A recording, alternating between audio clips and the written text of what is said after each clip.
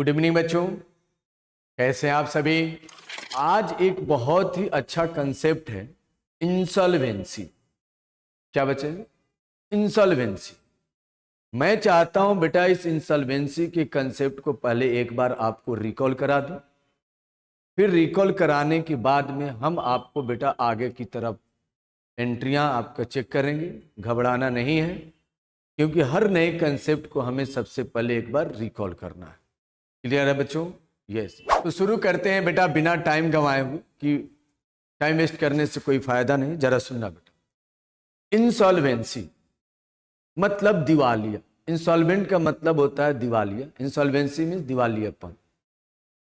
दिवालिया, किसी भी व्यक्ति को दिवालिया होने की आवश्यकता क्यों पड़ती है, यानी दिवालिया होने की क्या स्थिति होती है और उसके क्या फायदे और नुकसान है, बेटा इसको जानने के लिए आपको पहले मेरी बात को बड़े ध्यान से सुनना पड़ेगा। एंट्रियां सिद्ध कर लेना बेटा बहुत बहादुरी नहीं होती, कंसेप्ट समझना बहुत जरूरी है। तो आज की क्लास जो है बहुत ही इंपॉर्टेंट है, स्पेसिफिक है, ये आपको जानना चाहिए। इसलिए जानना चाहिए ताकि आपकी एंट्रियों में किसी प्रकार की दिक्कत ना हो। तो आओ बेटा बिना किसी देर किए हुए हम बेटा जी शुरू करते हैं। इंसॉल्वेंट, कोई भी व्यक्ति दिवालिया घोषित तब किया जाता है, उसका प्रोसेस क्या होता है जरा सुनने की कोशिश कर। अगर किसी व्यक्ति को उसकी नेटवर्थ से लॉस या लोन का अमाउंट ज्यादा हो जाए, नेटवर्थ का मतलब यह होता है उसकी संपत्ति से उसके लॉस यानी लोन की अमाउंट मान लो कि ज्यादा हो जाए। से फॉर एग्जाम्पल मैं समझाने के लिए अगर ले लूं, एज्यूम कर लो कि, हाँ जी बेटे, तो शुरू करते हैं।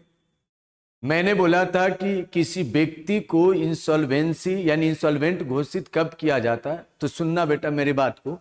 अगर किसी व्यक्ति की नेटवर्थ से, क्या बोला मैंने बेटा, अगर किसी व्यक्ति की नेटवर्थ से उसकी लॉस यानी लोन की अमाउंट क्या हो जाए, ज्यादा हो जाए। क्या हो जाए बेटा जी, ज्यादा। मान लो बेटा जी इसका क्या है, नेटवर्थ। नेटवर्थ का मैं मीनिंग समझा दे रहा हूं बेटा, और ये है लोन की अमाउंट। अगर बेटा जी उसकी नेटवर्थ से क्या हो जाए, ज्यादा हो जाए। मान लो मिस्टर एक्स है, उसकी बेटा जी नेटवर्थ यानी उसके पास टोटल संपत्ति की वैल्यू यानी उसको आज बेच दिया जाए तो उसकी पूरी संपत्ति बेचने से बेटा जी कितनी रिकवरी होगी, 5 लाख, तो वो कहलाएगा नेटवर्थ। और उसके ऊपर लोन कितने हैं, 10 लाख। मेरा सवाल यह है बच्चों कि क्या मिस्टर एक्स अगर अपनी पूरी संपत्ति बेच भी दे तो क्या इस पूरे लोन की पेमेंट कर पाएगा? Answer is no. लेकिन लोन वाला व्यक्ति उसको बार बार तंग कर रहा है कि नहीं मुझे लोन के पैसे दो, मेरे लोन के पैसे दो, मेरे लोन के पैसे दो। बताओ बेटा जी अगर एक्स अपनी पूरी संपत्ति बेच भी देगा तो उससे रिकवरी कितने होने हैं बेटा, मात्र 5 लाख रुपया। कितने बेटा जी, 5 लाख रुपए। बट उसके लोन अमाउंट कितने देने हैं बेटे, 10 लाख। किसी भी सूरत में बेटा जी ये पूरी लोन के अमाउंट पे नहीं कर पाएगा। अब चूंकि एक्स को, यानी कौन है बेटा, मिस्टर एक्स, इसको बेटा जी इसका लेंडर जो है रोज रात दिन धमकी देता है, सोने नहीं देता, उसको नींद नहीं आती, पागल जैसा हो गया। अब चूंकि ये एक्स जो चाह रहा है, जीना चाहता है, भविष्य में कुछ करना चाहता है, लेकिन इसकी सबसे बड़ी बाधा यह है कि ये लोन का अमाउंट, कि अगर ये लोन वाला इसको बेटा शांत रहने दे तब तो ये कुछ सोच पाए। तो गवर्नमेंट ने एक बेटा जी लॉ बना रखा इंसॉल्वेंट होने के लिए। यानी गवर्नमेंट कहती है कि अगर किसी व्यक्ति को नेटवर्थ से लॉस या लोन की अमाउंट ज्यादा हो जाए तो उस केस में वो व्यक्ति अगर अपनी पूरी संपत्ति बेच के भी उस लोन या लॉस की भरपाई नहीं कर सकता है तो चाहे तो बेटा जी गवर्नमेंट क्या यानी कोर्ट में क्या करेगा, एप्लीकेशन देगा कि साहब प्रभु हमें यानी सरकार से गुहार लगाएगा कि हमें दिवालिया घोषित किया जाए। बेटा उसके बाद सरकार क्या करती है, वहां पे यानी कोर्ट में एप्लीकेशन देता है। कोर्ट क्या करती है बेटा जी, उसके बेटा इन्वेस्टिगेट कराती है, किसी व्यक्ति को अपॉइंट करके कहती है कि जा जरा देख तो क्या मिस्टर एक सच में उसकी नेटवर्थ जो है उससे ज्यादा उसका लॉस हो गया। ये इन्वेस्टिगेटर जो होता है आ करके आसपास में लोगों से या खुद मिस्टर एक्स से इस बात की पूरी जानकारी लेता है। अगर इन्वेस्टिगेटर को लगता है कि हाँ बात तो सही है कि मिस्टर एक्स ने लोन लिया था और उसकी पूरी संपत्ति बेच भी दी जाए तो लोन की पूरी अमाउंट पे नहीं हो सकता है, तो उस केस में इन्वेस्टिगेटर क्या करेगा, कोर्ट को बताएगा कि साहब बात सही है कि मिस्टर एक्स की नेटवर्थ से उसकी लॉस या लोन की अमाउंट क्या है, ज्यादा है। अगर उसकी पूरी संपत्ति बेच भी दी जाए तो उसकी लोन की पूरी भरपाई यानी रीपेमेंट नहीं हो सकता है। अब गवर्नमेंट क्या करे यानी कोर्ट उस केस में एक ऑफिसर रिसीवर अपॉइंट करता है। ऑफिसर रिसीवर मिस्टर एक्स क्या आएगा इस केस में, यानी जो इंसॉल्वेंट होना चाहता है उसके यहां ऑफिसर रिसीवर आएगा और वो करेगा क्या, उस जो व्यक्ति इंसॉल्वेंट होने के लिए एप्लीकेशन दिया था उसकी पूरी संपत्ति का क्या करेगा, ब्यौरा लेगा। साथ में उसने बेटा जी कितने लोगों से लोन ले रखा उन सब का क्या करेगा, ब्यौरा लेगा, यानी लिस्ट बनाएगा पूरे एसेट्स का, पूरी लायबिलिटी का। अब ऑफिसर रिसीवर करेगा क्या, सारी संपत्तियों को बेचेगा और जो पैसे उससे रिकवर होगा उस पैसे से क्या करे, जिन जिन लोगों से इसने लोन लिया हो, मिस्टर एक्स ने, राम, श्याम, मोहन, गीता, घन, सब जितने लोगों से लोन लिया है सबको प्रोपोर्शनेटली बांट देगा। किसी एक पार्टिकुलर व्यक्ति को फुल लोन के अमाउंट पे नहीं करेगा। अगर आपने 1 लाख दिया तो आपको भी मिलेगा, जिन्होंने 5 लाख दिया उसको भी मिलेगा, जिन्हें 7 लाख दिया उनको भी मिलेगा, उसमें कहीं से कोई दिक्कत नहीं है। यानी ऑफिशियल रिसीवर मिस्टर एक्स की, यानी जो व्यक्ति इंसॉल्वेंट होना चाहता है उसकी संपत्ति को बेचता है और उससे रिकवर होने वाले पैसे से जितने लोगों की लायबिलिटी होती है प्रोपोर्शनेटली बांट देता है।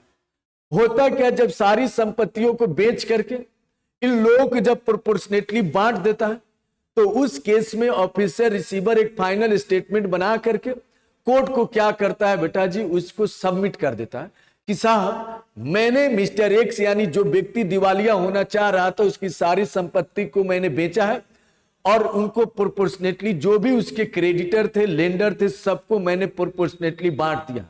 अब उसके पास मात्र 300 रुपए का बर्तन यानी सामान और कपड़े रहते हैं, उसके अलावा उसके पास कुछ भी नहीं छोड़ा जाता। तो कोर्ट क्या करती है, उसके बाद जब फाइनल स्टेटमेंट उसको मिल जाता है तो वो क्या करती है, इंसॉल्वेंसी सर्टिफिकेट देती है। एक बार किसी व्यक्ति को इंसॉल्वेंसी सर्टिफिकेट मिल गया तो माना जाता है उस व्यक्ति का पुनर्जन्म हो चुका है, और पुनर्जन्म हो चुका है इसका मतलब साफ है कि अब वो व्यक्ति फिर से सरवाइव कर सकता है। अब सवाल उठता है कि सपोज बेटा आपके मन में सवाल होगा कि सर इंसॉल्वेंट हो गया अगर एक, तो क्या फायदे हैं इसमें, जरा देखना बेटा। मान लो कि मैं यहां पे 6 लाख मान रहा हूं कि एक्स की नेटवर्थ थी 6 लाख, लोन की अमाउंट थी 10 लाख। मैं आपसे सवाल करता हूं बेटा, जब इसकी पूरी संपत्ति बिकी तो ऑफिसर रिसीवर को मिला कितना, 6 लाख, और लोन के अमाउंट कितने थे, 10 लाख। अब करेगा क्या, ऑफिसर रिसीवर इस 6 लाख को तो रेप पे कर देगा, तो इस 10 लाख में से लोन देने वाले को 6 लाख तो क्या हो गया, रिसीव हो गया। क्या हो गया बेटा जी, रिसीव। लेकिन जो 4 लाख नहीं मिला वो जानते हो क्या हो गया, तो ये क्या हो गया बेटा जी, बैड डेट। क्या हो गया बेटा जी, बैड डेट। हाँ या ना, यस। ये 4 लाख हो गया बैड डेट जो नहीं मिला, और 6 लाख जो मिल गया वो रिकवर हो गया। अब सवाल उठता है कि सर अब मिस्टर एक्स से क्या वो लेंडर जिसने लोन दिया था या जो क्रेडिटर उसको उधार पे किया था भविष्य में कभी 4 लाख रिकवर कर सकता है? आंसर इज नो, रिकवर नहीं कर सकता। दिवालिया होने के यही तो फायदे हैं उसके। यानी एक बार कोई व्यक्ति दिवालिया हो गया तो ये माना जाता है कि उसका पुनर्जन्म हो चुका है, यानी उसने अभी ही जन्म लिया है। इससे पहले उसने क्या लोन ली थी, उसकी क्या लायबिलिटी, सब क्या हो जाता है, माफ हो जाता है। और भविष्य में कोई लेंडर जो जिसका बैड डेट्स हो गया था, अगर भविष्य में एक्स पैसा कमाने लगे तो क्या वो उससे रिकवरी कर सकता है? Answer is no. लेकिन हाँ, मिस्टर एक्स अगर अच्छा व्यक्ति अच्छे कर्म करना चाहता है, भविष्य में वो अगर पैसा कमाने लगे और अपनी इच्छा से चाहे तो वो बेटा 4 लाख वापिस कर सकता है। लेकिन लेंडर जो इंसॉल्वेंसी के समय 4 लाख रुपया बैड डेट्स हो गया, उसको फोर्स रिकवरी नहीं कर सकता है। यही एक इंसॉल्वेंट होने से उसको फायदा हुआ। तो अब आपके मन में आ रहा होगा कि साहब मैं भी लोन लेकर के दिवालिया हो जाऊंगा। हाँ, एकदम बकलंट हो, यही सोचोगे ना, आ गई आपके दिमाग में, सर हम भी दिवालिया हो जाएंगे, बकलोल कहीं के अभागा, यही सीखना, हम भी दिवालिया हो जाएंगे। सुनो तो जरा, अगर कोई व्यक्ति दिवालिया होता है तो उसके कपड़े और 300 रुपए के बर्तन और सामान छोड़ करके बाकी सारे के सामान बेटा जी उसका क्या कर दिया जाता है, बेच दिया जाता है। यानी ऑफिसर रिसीवर सारी प्रॉपर्टी संपत्ति सब कुछ बेच देगा, सिर्फ 300 रुपए का बर्तन यानी वहां तक का और जो कपड़े पहनता वो छोड़ करके बाकी सब कुछ बेच देगा, और उससे जो पैसे आएगा लेंडर क्रेडिटर को पे कर देगा। अब जरा सोचो, बकलोल तो हो ही, सोच रहे हो कि दिवालिया हो जाएंगे लोन लेकर के। जरा सोचो बेटे, अगर कोई व्यक्ति दिवालिया होता होगा तो उसके पास क्या बचता होगा, और आज की डेट में 300 रुपए का क्या मिलेगा बेटा जी, एक कटोरा, जो बेटा जी कटोरा लेकर के रोड पे घूमने लगेगा व्यक्ति। यही चाहते हो? तो ऐसा ना सोचना, बट ये जानना जरूरी है। हमें समझाना यहां पे ये था कि लेंडर ने अगर किसी व्यक्ति को लोन दिया है और वो व्यक्ति दिवालिया हो जाए तो पहले उस लेंडर को ये बात सोच लेना चाहिए, जो क्रेडिटर उधार दिया है, कि अब उसकी लोन की रिकवरी या जो उधारी के पैसे हैं पूरा का पूरा मिलने वाला तो नहीं है। इसके दो बातें होती है बेटा, दो। अगर मैं एज ए लेंडर या क्रेडिटर सोचूं तो मुझे इस बात को मान लेना चाहिए कि कोई भी व्यक्ति अगर दिवालिया हो गया, जिसके यहां मेरा पैसा है, तो मुझे दो बात तो बेटा श्योर हो ही जाता है। पहला कि जितना ऑफिसर रिसीवर हमें फोन करके बात बता देता है कि आपको इतना मिलेगा, वो 100% मिलेगा ही, यानी उतना क्या हो गया, गुड, यानी मिलेगा। यानी 6 लाख के लिए अगर ऑफिसर रिसीवर हमको पैसे देने से पहले फोन करके बोल दिया कि साहब आपको 10 लाख में से 6 लाख मिल जाएगा, तो मुझे बेटा बिल्कुल एश्योर होना चाहिए कि मुझे 100% मिलेगा ही, और साथ में हमें इस बात के लिए भी 100% श्योर हो जाना चाहिए कि जो 4 लाख रुपए 10 लाख में से नहीं मिलेगा वो मेरा हो गया बैड डेट्स, और भविष्य में मेरे पास कोई लीगल रिकवरी करने का राइट नहीं होगा। इसलिए एज ए लेंडर हमें सोचना चाहिए कि अगर मेरा कोई क्रेडिटर, सॉरी बेटा, अगर मैंने किसी को लोन दिया एज ए लेंडर या मैंने एज ए क्रेडिटर किसी को उधार दिया है, और मेरा डेटर या मान लीजिए कि मेरे से बोरोवर जो इसने बोरोइंग करी है, अगर वो बैड डेट्स हो, सॉरी दिवालिया हो जाए, तो एज ए लेंडर या क्रेडिटर मुझे इस बात को बेटा जी सोच लेना चाहिए 100% कि ऑफिसर रिसीवर ने जितना बोल दिया उतना हमें मिलेगा ही, यानी ये हो गया गुड। ये क्या हो गया, गुड, यानी अगर वो बोल दिया तो जितना मिलेगा वो हो गया गुड डेट, क्या हो गया बेटा, गुड, और जितने के बारे में बोला कि नहीं मिलेगा वो हो गया बैड। ये हम कौन बोल रहे हैं, लेंडर या एज ए क्रेडिटर। अब दूसरी तरफ देखो बेटा, एज ए इंसॉल्वेंट क्या सोचोगे कि एक बार व्यक्ति दिवालिया हो गया तो बेटा जी उसके साथ क्या होता है, उसकी सारी संपत्ति एसेट्स बेच दी जाती है, 300 रुपए का बर्तन और जो कपड़े पहने हुए रहता है या पहनने कपड़े उसको छोड़ करके, और कपड़े में ध्यान रखना बेटा, अगर शेरवानी बनवा लिया उसमें हीरे ज्वेलर बेटा बटन मान लो उसमें जड़वा दिए हो तो वो नहीं। कपड़े का मतलब बेटा जी सिर्फ जो आप पहनते हैं नॉर्मली वो छोड़ करके, 300 रुपए के बर्तन और कपड़े छोड़ करके बाकी जितनी भी एसेट्स होगी सब बेच करके, और उसको क्या कर दिया जाए, लेंडर या क्रेडिटर को पे कर दिया जाएगा बस। हाँ, एज ए इंसॉल्वेंट उस व्यक्ति को फायदा ये हो जाएगा कि अब उसको जीने का राइट मिल गया, उसका पुनर्जन्म हो गया। भविष्य में अब उससे कोई व्यक्ति जो पहले इंसॉल्वेंट होने से पहले लोन दिया था और जो कुछ भी उससे रिकवर नहीं हुआ, अब एक बार वो व्यक्ति इंसॉल्वेंट हो गया तो उसे बाद में रिकवरी नहीं की जा सकती है। अब आपके मन में सवाल आएगा कि सपोज मान लो सर बाद में पैसा कमाने लगे, हो सकता है बेटे, बिल्कुल हो सकता है। तो क्या उससे ये लोग रिकवर कर सकते हैं? ना बेटे ना, नहीं कर सकता है। लेकिन अगर मिस्टर एक्स यानी जो दिवालिया हुआ है, ईमानदार व्यक्ति है, अपने बुरे वक्त के समय में उसने इंसॉल्वेंट हो गया, बट उसको अपना बुरा वक्त याद आया और उसने सोचा कि नहीं अब मैं पैसे कमाए इसको वापिस कर दूं, तो कर सकता है। तो समझ गया बेटा? यस। अब हम लोग को ये समझना और सोचना था बेटे कि जो 10 लाख में से 4 लाख नहीं मिला वो है बैड डेट्स, और जितना 6 लाख मिल गया वो हो गया गुड डेट। मेरी बात समझ गए? गुड डेट मैं यहां लिख भी दे रहा हूं, गुड डेट यानी गुड, यानी ये मिलेगा ही मिलेगा और ये नहीं मिलेगा तो नहीं मिलेगा। क्या बेटे आप सबको ये बात समझ आया?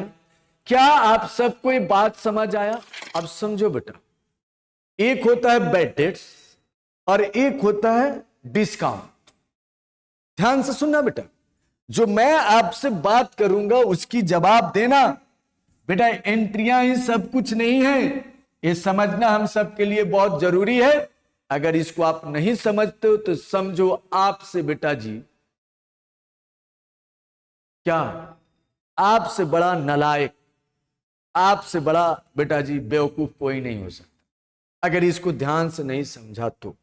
सुनना बेटा, एक होता है सेटलमेंट। मान लो किसी व्यक्ति के यहां मेरा 10,000 रुपया है और वो व्यक्ति मुझे एज्यूम कर लो कि चलो 7,000 रुपए दे दिया और 3,000 रुपए मुझे नहीं दिया, मान लो।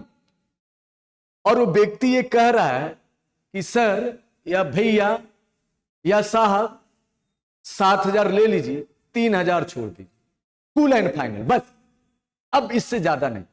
आप लोग भी ऐसा करते हैं? किसी दुकानदार अंकल के यहां जाते हैं, पूरी बिल बनती है, मान लो बेटा जी बिल बना 10,250 और आपने कहा अंकल आप 10,000 रुपए ले लो, 10,000 और 200 बस सर, बस बस सर रहने दो। यानी दुकानदार अंकल ये 250 नहीं, सीधा 10,000 और दुकानदार एक कह देता है ठीक है बेटे कोई बात नहीं तुम 10,000। तो उस केस में मेरा सवाल है कि दुकानदार ने अपनी डिस्क्रिप्शन से 250 रुपए छोड़ दिए, आप क्या आंसर दे सकते हो ये बैड डेट्स है या डिस्काउंट? अरे बैड डेट्स है कि डिस्काउंट? मुझे बताओ, पहले बताओ बैड डेट्स है कि डिस्काउंट? ये तो है सर डिस्काउंट। चलो बेटा जी आपने बिल्कुल आंसर सही दिया। क्या इस बार दुकानदार का दिल रो दिया? क्या दुकानदार की आत्मा से आहा निकल गया? आहा नहीं, एक होता आहा और एक होता आह। क्या वो व्यक्ति दुखी मन से नहीं? जैसे आपने बोला कि दुकानदार अंकल ये 10,250 में से 10,000 फाइनल, अब रहने दीजिए बस। और दुकानदार ने बोला कि ये कोई बात नहीं बेटा आप उतने ही दो, तो इसको हम क्या बोलेंगे बेटा? इसे क्या बोलेंगे जरा बताना बेटा जी? डिस्काउंट। इसको क्या बोलेंगे बेटे? डिस्काउंट। क्लियर है बच्चों? यस। अब दूसरा सवाल है मेरा बेटा आपसे। अब मैं एक काम और करता हूं फिर से।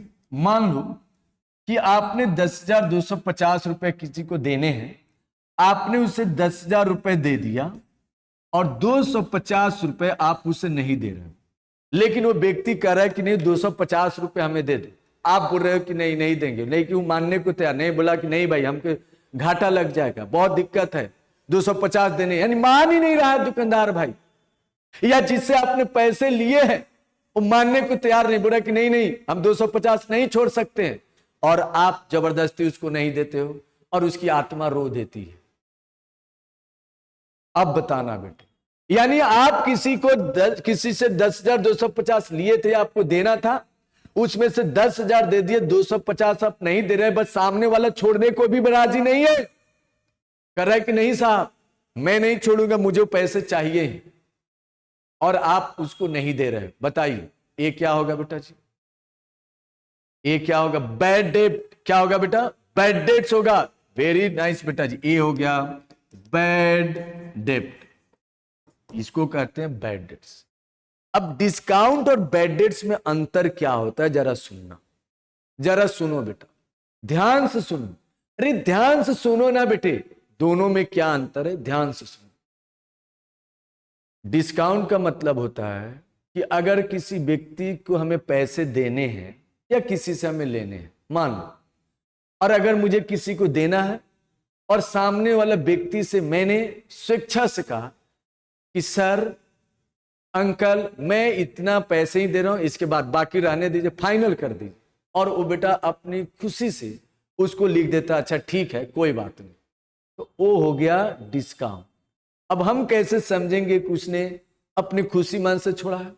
तो अगर क्वेश्चन में लिखा रहा full and final settlement, full settlement, final settlement, full and final या सेटलमेंट वर्ड लिखा रहे, तो आप समझ जाना कि सामने वाला अगर मुझे पे करना है तो सामने वाला खुशी खुशी हमें उतने पैसे छोड़ दिया, या मुझे किसी से लेना है तो मैंने खुशी खुशी उसको छोड़ दिया, तो इसको बोला जाएगा डिस्काउंट। यानी जहां पे full and final settlement, final settlement, full settlement, full and final या सेटलमेंट वर्ड हो, या मतलब होता है कि दोनों की राजी से अमाउंट छोड़ा गया है, तो वो कहलाएगा डिस्काउंट। लेकिन जहां पे बेटा जी अगर आप किसी से मांग रहे हो या आपको किसी को देना है बट आप जबरदस्ती ना दे रहे हो, या अगर लेना है तो अगला व्यक्ति आपको नहीं दे रहा है, जिससे आपकी इच्छा नहीं है छोड़ना बट मजबूरी बस छोड़ लेते हो, तो वो कहलाता है बैड डेट्स। या कोई व्यक्ति दिवालिया हो जाए तो ये बात तो गांठ बांध लो बेटा, या समझ लो अच्छे से कि अगर सामने वाला दिवालिया हो गया तो उस केस में हम जितना लोन का अमाउंट दिए हैं वो पूरा का पूरा कभी तो नहीं मिलेगा। अब आप बोलोगे कैसे सर? हो गई ना बेटा जी बात, हो गए ना चलो बेटा तेरे को कहना ही बुरा, यानी आपने बोला कि वो कैसे सर? तो सुनो बेटा, कोई भी व्यक्ति तब तक दिवालिया नहीं हो सकता है, यानी कोर्ट उसको दिवालिया का सर्टिफिकेट नहीं दे सकती है जब तक कि उसके लोन या लायबिलिटी का अमाउंट उसके नेटवर्थ से ज्यादा ना हो जाए। यानी मैं ये कहना चाह रहा हूं कि अगर किसी व्यक्ति का लोन का अमाउंट या लॉस का अमाउंट 5 लाख हो और उसकी संपत्ति बेचने से भी 5 लाख की रिकवरी हो जाए, यानी जितना लोन है उतनी की संपत्ति है, और तब वो व्यक्ति दिवालिया घोषित होना चाहता है, तो ऐसा नहीं हो सकता और उसको दिवालिया घोषित कराना भी नहीं चाहिए। ये कोई व्यक्ति दिवालिया तभी घोषित हो सकता है जब उसकी नेटवर्थ से उसके लॉस या लोन का अमाउंट क्या हो, ज्यादा हो। यानी मतलब यह हुआ कि अगर उसकी पूरी संपत्ति बेच भी दी जाए तो उसके लोन या लॉस की भरपाई नहीं की जा सकती है। उस केस में ही वो व्यक्ति दिवालिया घोषित किया जा सकता है। यानी कोई व्यक्ति अगर दिवालिया हो रहा है तो ये अंडरस्टूड होना चाहिए आपको कि उसकी वर्थ से लॉस का अमाउंट, लोन का अमाउंट ज्यादा हो गया है, तभी वो दिवालिया हुआ। अगर बराबर होता या नेटवर्थ से कम लॉस होता या लोन होता तब वो दिवालिया घोषित हो ही नहीं सकता। तो अब हमें समझ लेना चाहिए कि हमारा कोई पार्टी अगर दिवालिया हो गया तो अब मुझे बेटा जी अपने कलेजे पे पत्थर रख लेना चाहिए 2-4 कुंटल का, कि हमने जो पैसे दिए हैं वो पूरा रिकवरी तो नहीं हो, लेकिन हां जितना फिर से रिसीवर बोल देगा कि आपको मिलेगा उसको कोई काट भी नहीं सकता है। यानी उतना 100% श्योर, और जितना के लिए बोल दिया कि नहीं मिलेगा वो हो गया आपका बैड डेट। तो बैड डेट 2 केसेस में होता है, एक अगर कोई व्यक्ति दिवालिया हो जाए तो उसे नहीं मिलने वाला अमाउंट, और दूसरा अगर कोई व्यक्ति हमारे पैसे को मेरी इच्छा के विरुद्ध नहीं दे रहा है, या मैं किसी व्यक्ति को उसकी इच्छा के विरुद्ध उसके पैसे नहीं दे रहा हूं, तो भी वो बैड डेट से ही माना जाता है। अब बैड डेट्स की अकाउंटिंग क्या होगा? बोला जाता है कि बैड डेट्स जो है एक बिजनेस एंटिटी के लिए एक तरीके का एक्सपेंस है, लॉस है। मान लो एक्सपेंस है, चूंकि बिजनेस में नॉर्मली ये होता रहता है, जैसे आप किसी को उधार सेल करते हो तो ऑब्वियसली बेटा जो लेके भाग जाता है, सारे तो नहीं लेकिन 1-2% होते हैं जो भाग जाते हैं। हमें बेटा फाइनल अकाउंट में पढ़ना है, bad debt, provision for doubtful debt, से सब पढ़ने हैं बेटे, और वहां पे इंसॉल्वेंसी वाली बात आएगी जो मैंने उस समय डिस्कस किया था और मैं आपको याद दिलाऊंगा।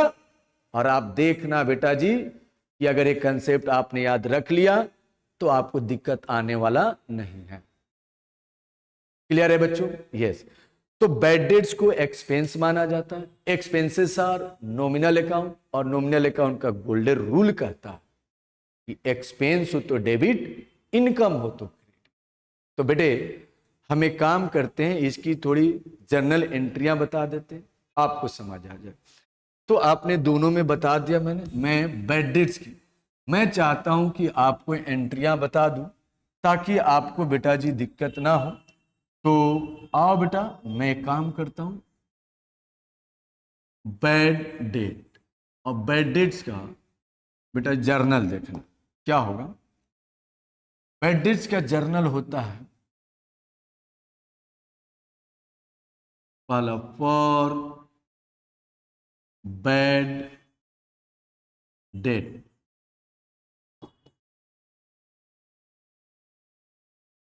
और बैड डेट्स अकर्ड एंट्री बनेगा बच्चे bad debts account debit, debit to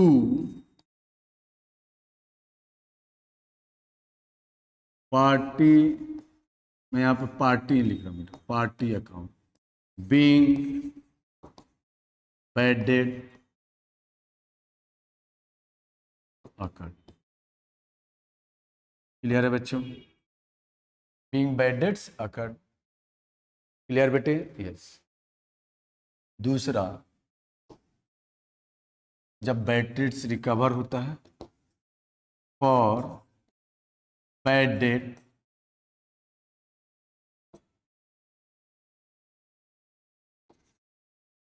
bad debts recovered, entry बनेगा बेटे कैश अब्लिक bank account debit to bad debt recovered.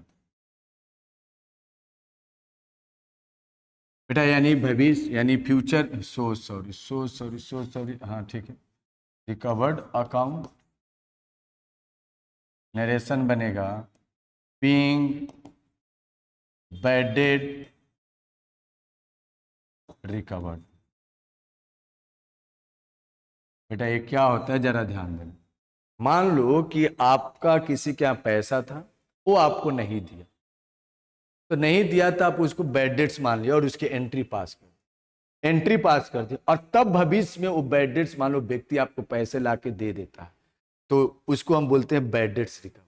अगर किसी के आप पैसा है और अभी तक आपने उसके बैड डेट्स होने की एंट्री नहीं डाले हो, तो ये वाला एंट्री पास नहीं होगा। क्लियर है बच्चों? Yes.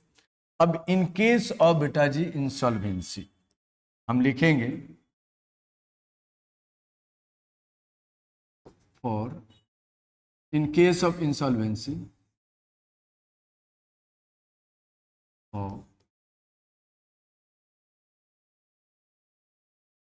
In case of insolvency, बेटे मैंने अभी बताया था ना, 10 लाख में से अगर बेटे जी आपको 6 लाख मिल गया, रिसीव हो गया, और 4 लाख क्या हो गया बेटा जी नहीं मिला, तो ये हो गया बैड और ये हो गया बेटा जी गुड। ये क्या हो गया बेटा? Good. Good debt bad debt. तो एंट्री क्या बनेगा बेटा? जो पैसा मिलेगा, तो जर्नल एंट्री देखना बेटा क्या होता है, जरा देखना। जर्नल बनेगा कैश अब्लिक बैंक अकाउंट डेबिट, जो पैसा मिला।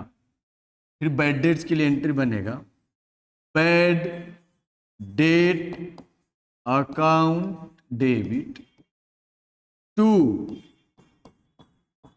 पार्टी अकाउंट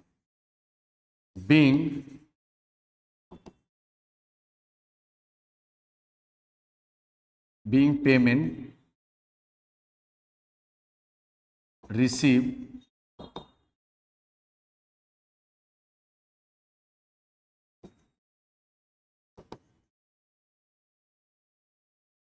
आगे भी हम लिख सकते हैं, इसके अतिरिक्त लिख सकते हैं बीइंग 60 पैसे 40 पैसे 60% 40% पेमेंट रिसीव इन अ रूपी, ऐसा लिख सकते हैं। लेकिन कोई बात नहीं बेटा, हमें एंट्री लिख देंगे। क्लियर है? यस। और इसको रीड करके देखो बेटा, ये जो एंट्री है जो अभी मैं रीड कर रहा हूं, cash account debit to party account, ये जो मुझे 6 लाख मिला उसके रिसीव होने की एंट्री है। और एक है bad debts account debit to party account, वो बेटा बैड डेट्स होने की एंट्री। क्लियर है बेटा? यानी दो एंट्रियों का ये क्या है? कॉम्बिनेशन है। क्लियर है बच्चों? यस। तो मैं आपको एक कहना चाह रहा हूं कि आज मैंने जो आपको ये बताया, ये मैंने बताया इंसॉल्वेंसी के केस में बैड डेट्स कौन सा वाला पार्ट होता है ना? जो बैड डेट्स होता है उसके लिए एंट्री बनता है बेटा bad debts account debit to party, और जो इंसॉल्वेंसी केस में पैसे मिलता है उसके लिए एंट्री बनता है कैश या bank account debit to party. ये दो एंट्रियों का कॉम्बिनेशन है। एक बेटा जी गुड डेट जो हमें मिल गया और बैड डेट जो 4 लाख नहीं मिला। यानी इंसॉल्वेंसी के केस में अगर आपका कोई व्यक्ति यानी पार्टी इंसॉल्वेंट हो जाए तो उस केस में आपके बुक्स में दो एंट्रियां बनती है। एक जो पैसे मिलते हैं उसके लिए एंट्री बनता है कैश या bank account debit to party, ये अमाउंट रिसीव करने का, और जो बैड डेट्स होता है उसके लिए भी एक एंट्री बनता है bad debts account debit to party account. ये दोनों एंट्रियां बनता है। और हम सभी जानते हैं कि 2 या 2 से अधिक एंट्रियों को कंबाइन कर सकते हैं अगर कंडीशन सेटिस्फाई हो गया तो। पहला कंडीशन है कि ट्रांजैक्शन का डेट सेम होना चाहिए और कम से कम उस ट्रांजैक्शन की जर्नल में, यानी उस ट्रांजैक्शन में कम से कम एक अकाउंट ऐसा होना चाहिए जो सब में कॉमन। तो ऐसी एंट्रियों को हम चाहे तो सेपरेट एंट्री भी पास करते हैं, चाहे तो हम उसको कंबाइंड भी कर सकते हैं। और मैंने बोला है कि जब भी कंडीशन सेटिस्फाई हो तो आपको कंबाइंड एंट्री ही पास करनी चाहिए। क्लियर है बेटे? यस। और यहां पे कंबाइंड एंट्री ही है।